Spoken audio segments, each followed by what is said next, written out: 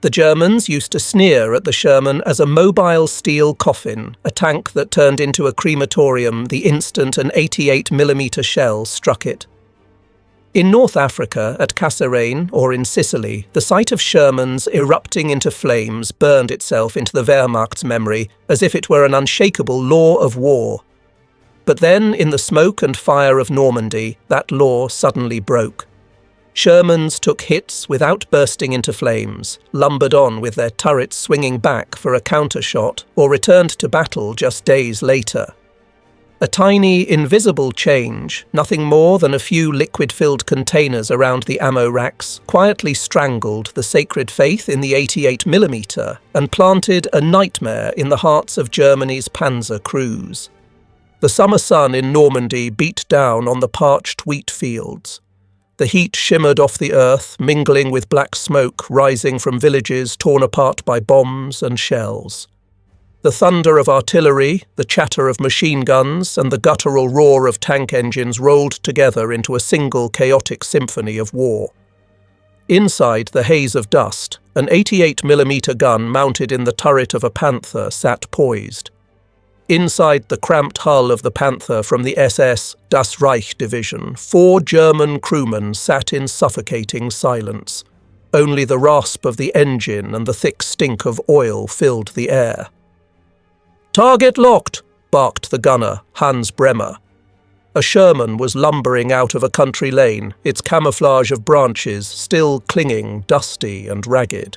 From a distance it looked no different than the Shermans they had burned in Tunisia or Kursk. Just another easy victim for the sacred 88. Tank Commander Dieter Koch gave a curt nod. "Fire." The Panther shook violently as the gun thundered. Flame licked from the muzzle. Acrid smoke pressed into the sealed crew compartment, making every breath heavier. The 88mm shell screamed across the gap in an instant, slamming into the Sherman's side armour with a dry, ringing "Kaylay!" The crew held their breath. They knew by heart what always came next. Fire spitting through seams in the armour, the whole American tank blooming into a ball of fire. Hans Bremer whispered, a grin spreading across his face. "Burn, you Yanks." But nothing. The Sherman jolted to a halt, smoke and dust belching from the hole punched through its armour. Then, impossibly, it kept moving. Its vision ports glimmered, and slowly, ever so slowly, the turret began to swing toward the Panther. "Scheisse!" Franz, the loader, blurted in horror. "Why hasn't it exploded?" All through their days at the front, whenever the 88mm pierced a Sherman, the outcome was inevitable. Flames, choking black smoke, and the screams of the crew trapped inside. But this time, there was nothing. Nothing but a dreadful silence. Koch snarled into the intercom, his voice a hiss. "Reload! Hurry!" Franz yanked another armour-piercing round from the rack, his hands trembling. Hans stayed glued to the sight, his voice quivering. It's still alive. Its turrets turning toward us." The air in the Panther grew heavy with disbelief. None of them could trust their eyes. By now, the Sherman's turret had completed a full 90 degrees, its 76mm gun aimed squarely at them. Each sluggish movement ticked like a clock counting down to death. "Fire, damn it! Now!" Koch barked. The Panther roared again. A second 88mm shell smashed into the Sherman's hull, leaving a crater and a cloud of dust. But still, the American tank refused to burn. It only staggered for a moment, then lumbered forward once more, like some stubborn, hulking beast. "This can't be happening," Hans muttered, eyes wide with shock. From the Sherman, the engine bellowed louder, as if in defiance. A flash flared from its 76mm gun, and the round slammed into the ground near the Panther, showering earth and rock. A warning shot, but enough to leave the German crew frozen in stunned silence. While Franz fumbled in panic for another shell, Koch's mind flashed back to the lessons drilled into him at Panzer School. They had been taught with certainty. The Sherman was nothing but a walking iron coffin. One 88mm hit and the inside would turn into a crematorium. From North Africa, from Kursk, from every battlefield report, the conclusion had always been the same. But now, right before their eyes, that Sherman was tearing apart everything they had ever believed. We hit it twice, Hans stammered, his voice shaking. And it's still firing back. Coke ground his teeth. He did not believe in chance. Before them, the Sherman was no longer the easily ignited steel coffin. Something had changed, something secret they did not yet understand. Outside, the gun smoke still hung thick. More Shermans were lining up, their treads grinding earth and stone to dust. Machine guns crackled all at once, sweeping through fences and roadside positions. Coke shouted, "Don't just sit there. Fire! Show them the power of our shells!" Another 88 roared, the shells screaming through the air. This time the Sherman shuddered hard, a slab of armour plate tearing open, but still it did not erupt in flames. White smoke hissed out, and instead of falling silent, it kept its gun swinging, then boomed again. The American shell smashed into the edge of the Panther's turret. The screech of rending steel rang out, shards flying across the compartment. The whole crew toppled, blood streaming down Franz's forehead. "Dear God," Hans whispered, his eyes wide with dread. "Pull back!" Coke bellowed into the intercom. "We can't take on these immortal beasts." The Panther lurched into reverse, engines howling, but inside, the faith of its 4 crewmen had already cracked. Every doctrine, every tactic, every ounce of belief in the holy power of the 88mm was collapsing. As the Panther clawed its way back through dust and smoke, Hans kept peering through the vision slit. The Sherman, struck 3 times, still rolled forward at a steady crawl, its gun sweeping side to side as if to challenge the world itself. Now let's return to more than a year earlier, in the northwest of Tunisia, where desert winds scraped across faces like sandpaper. Fine grains of sand worked their way into armour seams, sifted down collars, and clogged the lungs. On Route 13, toward the Kasserine Pass, plumes of dust billowed and collapsed with the churn of tank treads. The whole German corps rumbled over the rough ground, pursuing scattered American columns in retreat. Inside a Panzerkampfwagen, 4 Aussef EG of the 3rd Company, 8th Panzer Battalion, 10th Panzer Division, 4 German crewmen pressed their earphones tight beneath leather caps. Through the static, they caught the company commander's barked orders on the radio, mixing with the flat, cracking blasts of 80s firing across the rolling fields. In the distance, the blocky silhouettes of Shermans bobbed above the ridge lines like coffins moving along an assembly line. "Target, 12 o'clock, whispered Hans, the gunner, through the intercom. "Range, about 700 metres. Franz, the loader, muttered a quick "yeah" and yanked a PZGR-39 shell from the rack, its grey steel nose smooth and rounded. He rubbed his eyes, then rammed the shell into the breech. The heavy breech block clanged shut with a sharp, decisive clack. Tank Commander Lieutenant Otto Weiss peered through the telescopic sight. Before him, the slope leading into Kasserine spread out like a massive funnel, drawing everything into a deadly point, right where German fire had already been laid. He hissed each word. "Fire, Hans!" The long 75 roared. The Panzer IV lurched. In a flash, the round smashed into the Sherman's flank as it heaved leftward up the incline. A spark, then an eruption. Flames burst from the bogey mounts like the breath of a forge, carrying with them oily black smoke. They heard someone inside the American tank scream, the sound muffled by steel armour, both near and impossibly far at once. "Hit!" Hans shouted with glee. They had seen this scene too many times, from Sidi Bouzid to Spatler. The Americans arrived with their shiny M4s, big white stars painted on the hulls, brimming with confidence. Then the German 80s and long-barreled 70s answered like a hailstorm. Every time Sherman armour was pierced, fire almost always followed. Another thunderclap echoed, this one from the fields on the right, a flak 36 88mm, repurposed from anti-aircraft to ground fire. Its tracer line ran like a taut wire, smashing the turret of a second Sherman. The American turret popped free like a lid blown off a box, tumbling down, a sight that made Franz swallow hard. God Almighty. Franz, Otto said evenly, load another. Over the radio, the company commander barked, keep your distance, fire in rhythm. Don't let them close into their effective range. I repeat, do not let them get close. Hans adjusted his estimate. He had learned through fire and smoke the soft spots of the Sherman, the side armour near the ammo racks, the junction between hull and turret, the driver's front plate. That was where the 75mm rounds were stowed, propellant bags laid sideways like bundles of straw. When fragments or fire touched them, the tank turned into a crematory. Fire! The Panzer IV jolted again. A third Sherman took the hit. This time the flames didn't bloom right away. Thick smoke poured out, and within seconds a red-pink flash swelled into a fireball, shoving a black column skyward.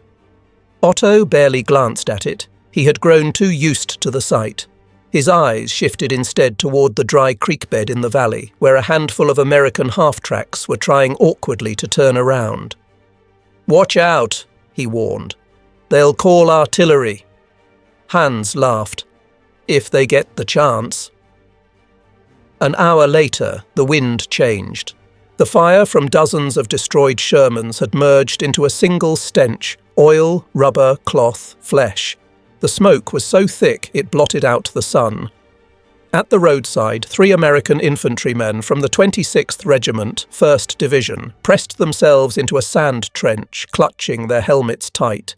They watched their supporting Sherman blaze, even hearing the popping of 75mm rounds cooking off slowly in the heat. "We have to pull them out," said a red-haired kid, voice cracking with panic, his eyes red from smoke. "They're gone, Billy," the sergeant beside him rasped.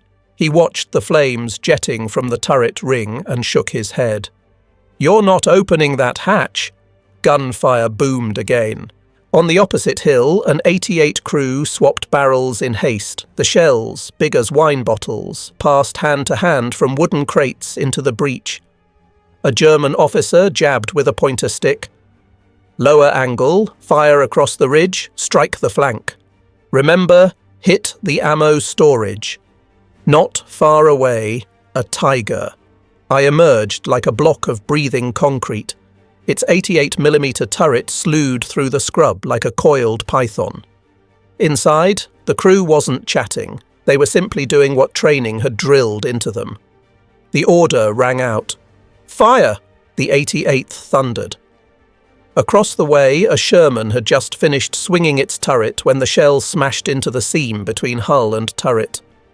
The turret jolted upward, hung a heartbeat, then toppled slowly, like a giant sinking to its knees. "Smoke one?" the Tiger's driver offered, holding out a pack. After the fight, the commander waved him off. By late afternoon, the sparse olive trees cast shadows across the wreckage. The burned-out Shermans lay in disorder, their track assemblies sagging like ropes, rubber road wheels charred and ragged. On one, the turret was stuck at a 15-degree angle, the hatch half open. A hand jutted out, blackened and stiff. A German medic walked by, glanced once, then shut the hatch. A German engineering team stopped at the charred hulk of a Sherman. Sergeant Kruger nudged a burst-open plate with his boot, pried at the bolts with a crowbar, then, using fireproof gloves, pulled out something warped, the melted frame of the ammo rack. He gave a low whistle. "Take a look at this. That's where the rounds always sit, right at hip level. Hit them from the side and they'll burn every time." "Write down what I just said," Kruger ordered. "Put it on the training board." "Yes, Sergeant." They scribbled in their notebooks, sketching the ammo stowage inside the Sherman's fighting compartment and underlining the words, "flammable target." On the other side of the line, in a rocky hollow on the slope of the pass, an American tank lieutenant named Jack Collier sat with his back against the wall, a white bandage wrapped around his shoulder. Outside, his M4 still blazed. He had been pulled out through the open hatch by two privates who risked their lives. The rest of his crew, Ramos, Deke and Shorty, hadn't been so lucky. A field medic shoved a worn pencil into his hand, along with a crumpled piece of paper. "If you want to write something, write, Lieutenant." Jack slowly put pencil to paper. His hand shook, but words still came, crooked and broken. "Mum, I'm sorry. I forgot your birthday again." Out here they call this a pass, but to me it feels like a furnace. They're hitting us with 88mm shells. I tried to pull Ramos, but he was stuck in the gunner's seat. "I can still hear him, Mum. The Germans know exactly where to shoot. They're like hunters who know where the heart is. I don't know how we'll fix this, but I beg you, somebody has to do something. If not, every Sherman will be a coffin." He looked up, eyes stinging with both smoke and tears. That night, the guns thundered again. From the canyon, fresh M4s, just brought up from the rear, tried their luck. They swept around a basin, right into the 80s arc. One took a hit square in the driver's plate. Fire engulfed it. The next was struck in the side. Its turret hatch flew open, and a figure vaulted out with a burning jacket, rolling in the sand before lying still. German shouts rang out, but quickly faded, no longer filled with triumph. Not because they were numb, just because anything repeated enough times breaks away from feeling. At dawn, an American repair crew arrived. Recovery trucks hooked cables to a Sherman hull still intact. An American engineer officer jotted notes with trembling hands, sketching the ammo racks laid along both sides of the hull, adding the words "flammable position." The following afternoon, on the German side, Otto was summoned to a field headquarters for an after-action review. The canvas tent shuddered in the wind. Maps sprawled across the table, bristling with red and blue pins.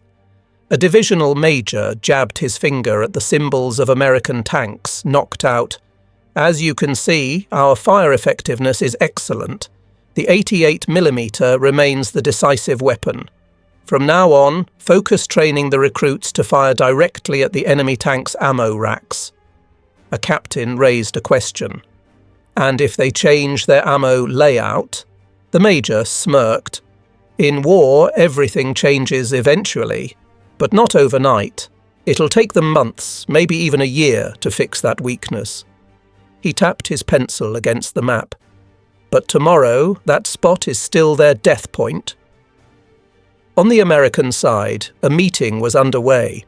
Lieutenant Colonel Parker of the Armoured Forces held a list of losses, his voice trembling. "Nearly 300 Shermans have gone into action over the past few days, 183 destroyed, most of them because they went up in flames after an armour-piercing hit." He looked into the anguished eyes of his platoon leaders. "I know exactly what you're feeling. I've pulled my own men out of burning tanks. I want you to record every hit, every minute before the tank caught fire. All of it will be sent back to the States. There will be a solution. Maybe it's rearranging the ammo storage, maybe something to put out the fire." A young officer asked, "Would switching to diesel help, sir?" "They keep saying gasoline makes these things blow like fireworks." Parker shook his head. "Gasoline isn't the real problem. It's the ammo racks." He pressed his heavy hand on the papers. "Tonight, we still fight with what we've got. Keep your flanks covered, and don't let us forget the men the fire has already taken." They adjourned in silence. Out there, the burned-out Shermans still glowed red like luminous tombstones. Washington, late 1943. Winter winds howled bitterly, but the air inside the Ordnance Committee's meeting room was colder than the chill outside. Pale, fluorescent lights cast their hard glare over tense faces. On the long wooden table, loss reports from Tunisia, Sicily, and Italy were stacked high like a book of the dead. Colonel Edward Parker of Ordnance slammed a thick file onto the table. Another 180 tanks destroyed, most of them, burning after a single armour-piercing hit. We cannot allow the Sherman to remain a steel coffin. No one spoke. Silence stretched, until a man in a grey suit rose. He was Charles Ellsworth, a DuPont chemist brought in as a technical advisor. "If I may speak?" he asked. His voice quivered, but his eyes held firm. Colonel Parker raised a brow. "Go ahead, Mr. Ellsworth." "We need an idea." Anything Ellsworth slowly drew a set of sketches from his briefcase. He spread them out, crude diagrams of the Sherman's ammo racks, except now, instead of sitting bare, the racks were enclosed by a secondary wall filled with liquid. "It may sound like a crazy idea," he began. "If we can't stop a shell from penetrating, then stop the fire from touching the propellant. Surround the ammo with a fire-suppressing liquid," murmurs rippled through the room. A lieutenant colonel scoffed. "You mean pour water into ammo bins? You trying to turn a tank into a submarine?" A harsh laugh rang out. But Ellsworth didn't flinch. He pushed his glasses up and pointed to the drawings. "Not water sloshing around the whole compartment. We design a double-walled ammo rack. Between those walls, a special solution, about 38 gallons in each tank. When hot fragments or sparks hit, the solution smothers the flame right there. The fire can't reach the powder." Colonel Parker rapped his pen on the table. "Water freezes in winter. And corrosion. And what about bacteria? Mold?" Ellsworth smiled faintly. "That's our part to solve. This solution won't freeze until -40. It resists rust, and it won't rot." The room fell into heavy silence. Men looked at each other, weighing the words. A week later, at Aberdeen Proving Ground, the vast US military testing range, an icy wind cut through coats and skin. On the open ground, two Shermans sat side by side, one of the old type, the other fitted with the newly installed wet stowage racks. Officers, engineers, and military journalists gathered in a circle. 300 metres away, a captured German 88mm from Tunisia was fixed on a mount. "Ready?" a sergeant barked. "Fire!" The gun boomed. The shell slammed into the side of the first Sherman. In an instant, the fighting compartment blossomed into a fireball. Flames roared out through the hatches, escape doors. The blast pressure blew the turret hatch skyward, a column of black smoke clawing into the sky. Several observers grimaced. The stench of burning rubber and powder clung to the wind. Then they turned to the second Sherman, the one with wet stowage. "Fire!" The second shell shrieked across, punched into the side. Smoke and dust flew. 1 second, 2 seconds, 3 seconds. Everyone held their breath, waiting for the familiar blast, but nothing. Only a thin plume of grey smoke curled from the hole in the armour. The turret remained intact, the hatches stayed shut. A young lieutenant gasped, "Jesus, it's still standing!" Colonel Parker strode forward, his eyes wide. He rapped his knuckles hard against the Sherman's side, then turned back to Ellsworth, his voice hoarse. "You've just shown us a revolution." At the next week's ordnance meeting, the mood was entirely different. Parker stood, his voice firm. "We have no choice. Every new Sherman will be fitted with the wet stowage system. The factories must retool immediately. I want the Michigan and Pennsylvania lines, all of them, converted." A logistics officer protested nervously. "Sir, that's an additional £900 per tank. Production speed will slow down." Parker slammed the table. "But we'll save thousands of lives." "Do you want to keep sending condolence letters to soldiers' families?" At the far end of the table, Ellsworth sat scribbling in his notebook, his hand trembling. He wrote a single line. From now on, the Sherman will no longer be a steel coffin. They will be real tanks. Months later, in the factories of Michigan and Pennsylvania, the Sherman assembly lines thundered at full tilt. The pounding of hammers, the flash of welding arcs, the hiss of conveyor belts filled the air. Thousands of new ammo racks were installed, every fire-retardant container sealed and fitted into the hulls.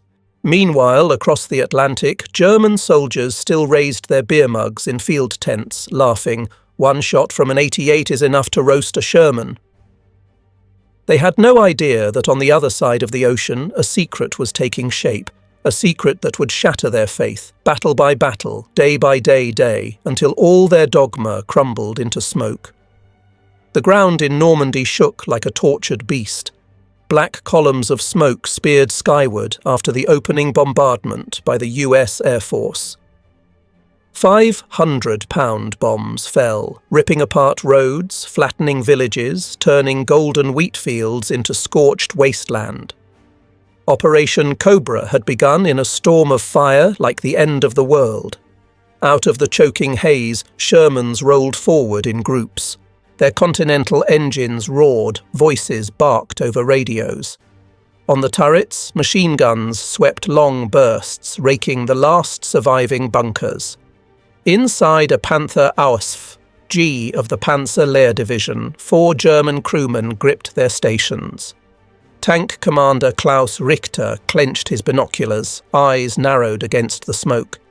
He saw an entire company of Shermans advancing, like a herd of iron beasts flooding the fields.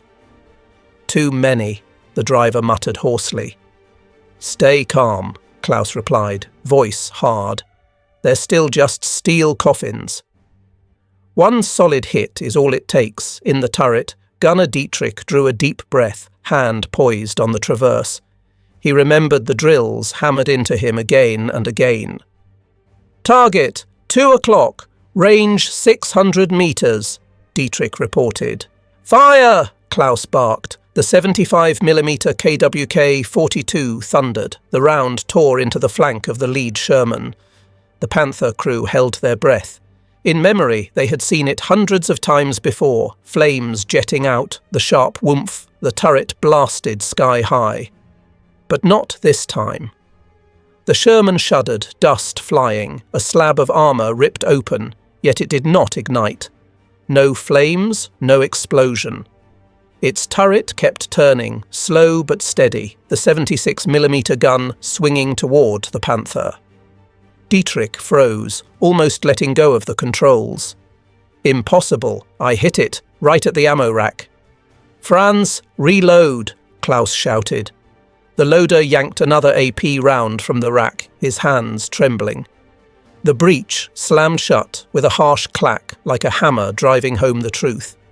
The second shot blasted out. The Sherman rocked, black smoke spurted, but still it refused to burn. Instead of dying, it surged forward, treads clawing at the soil, and then its gun flared.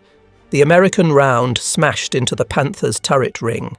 A terrible screech filled the compartment. Shards of steel slashed into Franz's shoulder, blood jetting. He screamed, eyes rolling back. They're firing back," Dietrich cried, his voice cracking. Klaus bit down hard, his heart pounding. He couldn't believe it. The Sherman had taken 2 armour-piercing hits. By all rights, it should have gone up in fire, but it was still alive and firing back. Inside that Sherman, the cramped compartment swirled with smoke. Driver Thompson slumped over, blood soaking the wheel. Loader Jimmy reeled from the blast shock, but heard his commander Jack Reynolds shouting, "No fire, we've still got a chance, load it now." Jimmy stared in disbelief.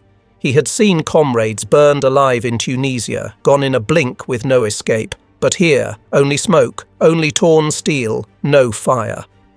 His hands shook, then clenched. He rammed the AP round into the breech. "Ready! Fire!"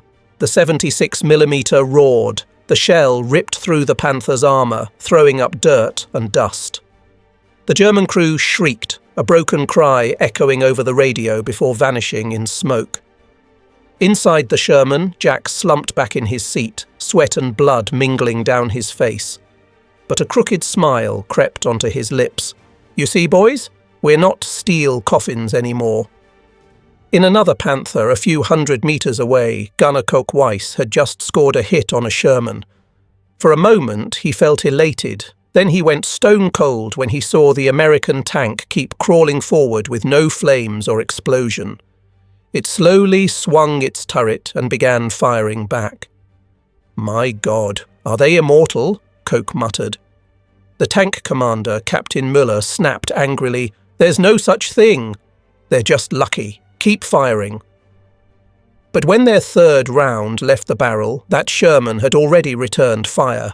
Dirt flew up. The Panther's track broke. In the days that followed Operation Cobra, that strange phenomenon repeated itself. Panthers and 80s still penetrated Shermans, but many did not burst into flames. They could still limp away, return fire, and be back in action after a few days of repairs. At night, in a German bunker, Dietrich, the Panther gunner, wrote in his journal. His hand shook, the ink smudged. "Today I saw a Sherman take 2 hits. It didn't burn. It fired back, and we lost Franz. I reported it, but my superiors called it a hallucination. No, I know what I saw. There is something new, something terrifying. I never thought I'd see the day when we would tremble at the sight of a Sherman." He looked up at the packed earth ceiling. The guns still boomed in the distance. In his head, the image of that lumbering Sherman, scorched armour but still alive, haunted him like a ghost. Berlin, August 1944. In a closed room at the Army General Staff, yellow lamps cast light over stacks of files. A map of Normandy covered the wall, crisscrossed with red pins, places where the Wehrmacht reported American armour destroyed. The numbers ran into the hundreds. General Wilhelm von Hartenberg, a veteran staff officer, folded his arms and said sharply, "You see? We still hold the advantage." A younger colonel from intelligence awkwardly raised a report from the Panzer Lehr front. "Sir, soldiers are reporting cases where Shermans were penetrated but did not burn. There are records of American tanks returning to combat after being hit." Von Hartenberg frowned. Irritation flashed across his face. Battlefield hallucinations. Men under stress tend to exaggerate. The Sherman is a steel coffin, and it will remain so. The younger colonel bit his lip, but did not argue. In the German command system, contradicting a superior was tantamount to ending one's career. At the same time, in Normandy, the fighting continued. Shermans kept rolling. American repair and logistics systems worked non-stop. Disabled tanks were dragged to the rear, patched, tracks mended, armour replaced. Some returned to the line in a single day. At a repair depot, Sergeant Jack Reynolds stood beside his Sherman, the very vehicle that had taken 2 armour-piercing hits and still survived. The hull bore a hole the size of a grapefruit, but the turret turned. A team of American mechanics and engineers welded, hammered, and fitted new plates. Jimmy, the loader, laughed as he watched. "Jesus, this thing's got 9 lives. Yesterday we thought it was gone. Today it's back." Farther off, dozens of other Shermans waited in line for repairs like a herd of wounded beasts being bandaged and readied to go again. Meanwhile, at a forward German headquarters near Falaise, an intelligence officer named Erich Müller tried to persuade his superiors. "Sir, I have reports from 3 different panzer units. All say Shermans aren't burning so easily anymore. They're being penetrated, but they still can fire back and survive long enough to be repaired." General von Hartenberg narrowed his eyes and let out a bitter sigh. "Mr. Müller, I've heard too many reports like this. The Americans can't change the laws of physics. If an 88 penetrates, the tank will burn. Don't let stressed men's ramblings shake you." Müller ground his teeth but pressed on. "General, if we keep assuming every hit destroys a Sherman, we'll miscalculate their actual strength. Reports say they lost 200 tanks yesterday, but in reality, maybe 140 will be back in a few days. That's enough, von Hartenberg roared, slamming his hand on the table. I don't want to hear more of your fanciful numbers. The enemy is weak, and we will counterattack. Follow orders. In the silent room, Müller lowered his eyes and clenched the report in his hands. He knew, deep down, that the truth out there was far different from what his superiors wanted to believe. On the battlefield, the difference was plain to see. On August 10th, in a field near Mortain, a group of Panthers ambushed an American column. They opened up with fury. 12 Shermans were hit, many of them smoking. The Germans cheered, "They're all dead!" But just 3 days later, when the Germans launched their counterattack, they were stunned. The very Shermans they had destroyed were back in the line. Their armour bore fresh welds, paint not yet dry, but their guns still roared and their tracks rolled forward. Dietrich, the Panther gunner, stared in disbelief and muttered, "We knocked them out. I swear I saw them burning smoke. So why are they here?" Unit Commander Major Kruger clenched his teeth, but he had no answer. Before them stood the truth. The Sherman was no longer easy prey. In Washington, reports from the front poured in. Headquarters calculated, during Operation Cobra, nearly 70% of damaged Shermans had been recovered, repaired, and returned to combat. The figure made Eisenhower raise his eyebrows. This means every time the Germans think they've destroyed an armoured unit, in reality, we're still almost at full strength. An advisor explained, "That's right, sir. Wet stowage keeps the ammo from detonating. The crews live, the tanks can be fixed." The Germans are miscounting everything, Eisenhower pondered, then nodded. "Then let them go on believing their mistake. It'll kill them faster than any bomb back at the German General Staff." The Normandy map bristled with red pins again. Von Hartenberg slapped his hand on the table, voice brimming with confidence. "The enemy has lost over 600 Shermans. They're exhausted. Now is the time to strike back," Müller tried to interject. "But sir, those figures may be wrong. The tanks burned may not be destroyed for good. They might come back." Von Hartenberg cut him off. "You're always pessimistic, Hauptmann. We can't be doubting endlessly. 188 round. 1 Sherman. That rule doesn't change." On the day of the counterattack, German forces surged from their positions.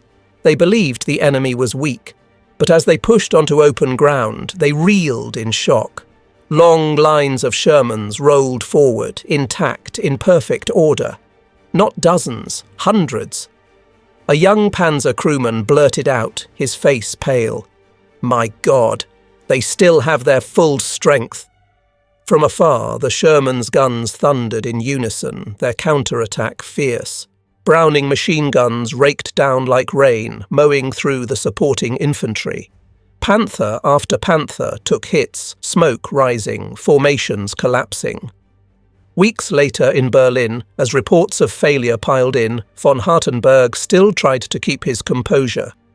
He stared at the map, whispering as though to convince himself, "No, the Sherman is still just a steel coffin. We were only unlucky."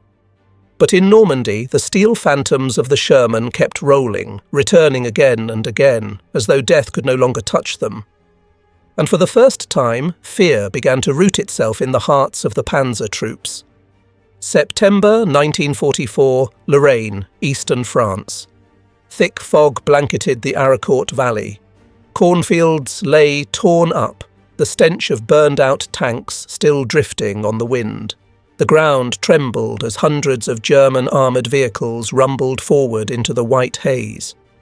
Inside one Panther, Feldwebel Otto Hartmann adjusted his headset strap, eyes straining through the vision slit. The fog cut visibility to less than 200 metres, but somewhere in the whiteness, the sound of American engines throbbed. His gunner, Heinrich, drew a long breath. "We'll burn them again, Feldwebel." An 88 or a long 75, one shot is all it takes. Otto nodded, though unease gnawed at him. From Normandy to here, he had seen Shermans that didn't burn the way they were supposed to. He pushed the thought aside, telling himself it was just bad luck. "Stay calm," he ordered. "Wait for them to show." The faint squeal of tracks came through the fog. Suddenly, the blocky silhouette of a Sherman emerged, barely a few 100 meters away. "Fire!"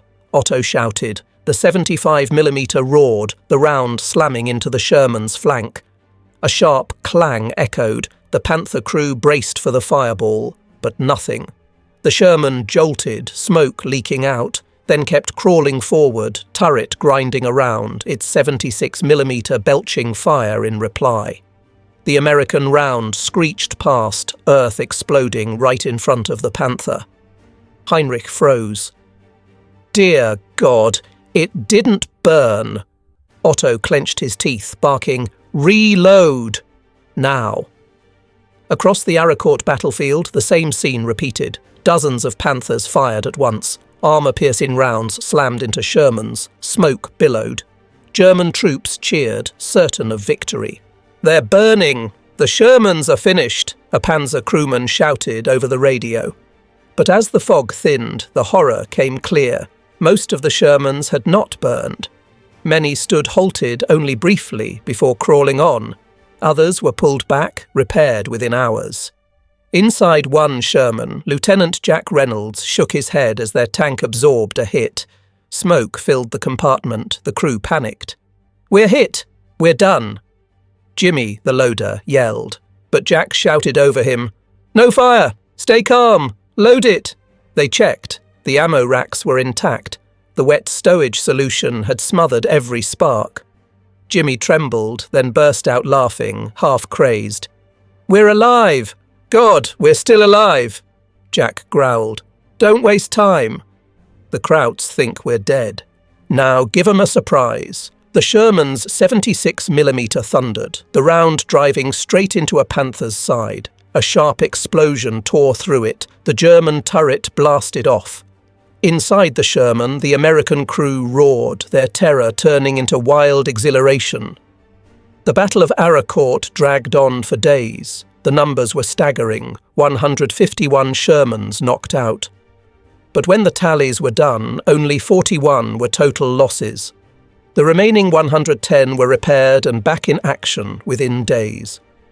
By contrast, Germany's Panthers and Panzer IVs were destroyed in droves. When German staff officers did the math, they believed they had crushed American armour.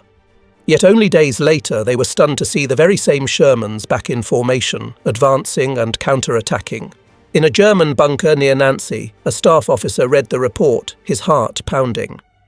"Losses. We've lost 86 tanks, nearly the entire force."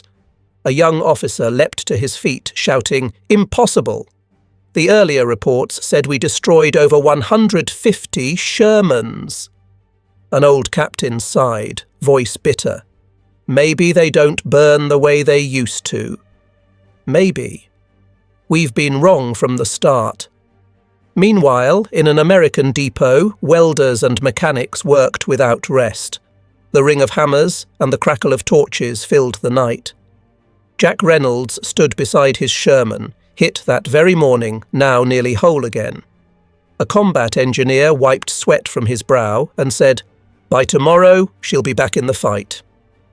Winter, 1944. The Ardennes. The sky hung heavy and grey.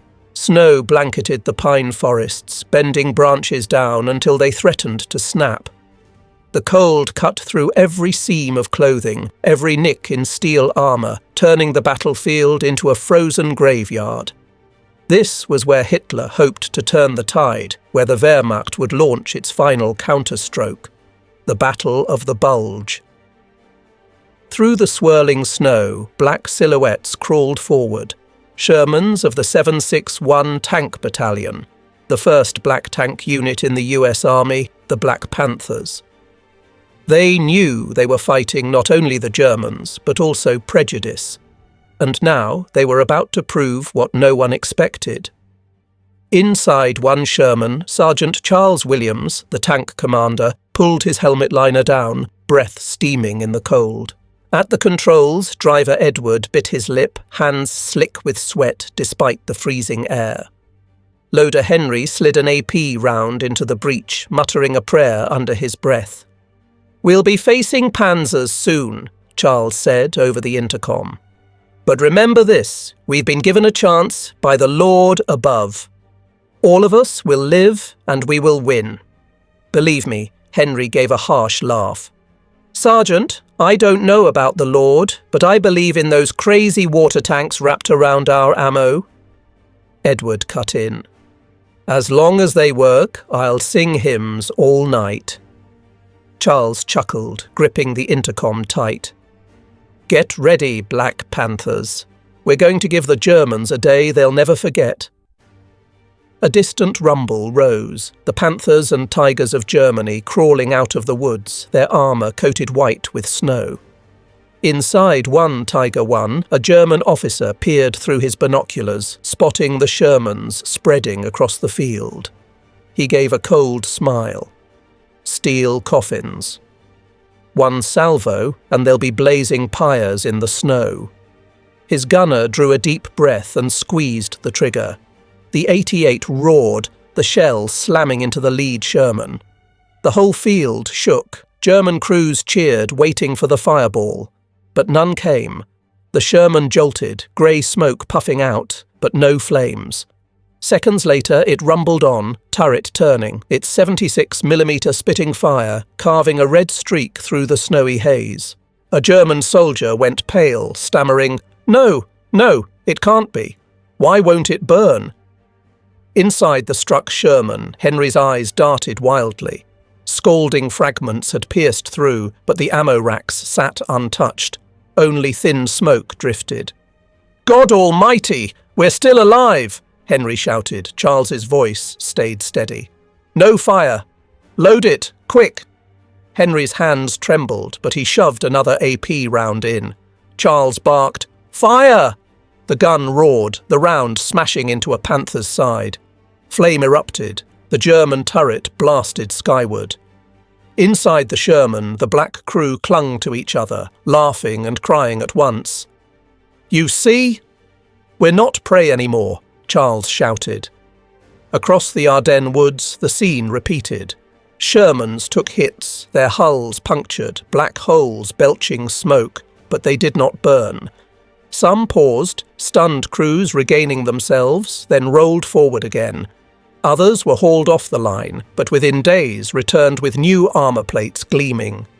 The Germans stood in shock. A young panzer gunner peered through his scope and saw the same Sherman he had knocked out yesterday appear again on the battlefield. His knees went weak. "It can't be. I killed it already." His commander barked, "Don't be superstitious. Keep firing." But deep inside, fear had already taken root. Early 1945. Europe lay frozen, muddy roads scarred with the tracks of tanks turned to ice. On an open ground near Koblenz, German troops crowded around a rare prize, an almost intact American Sherman. Captured after an ambush near Bastogne, its tracks were damaged, but its hull had never caught fire. For the Germans, it was a golden chance to dissect the enemy. Inside a makeshift shed, several technical and intelligence officers gathered. Lantern light cast long shadows across the wooden walls.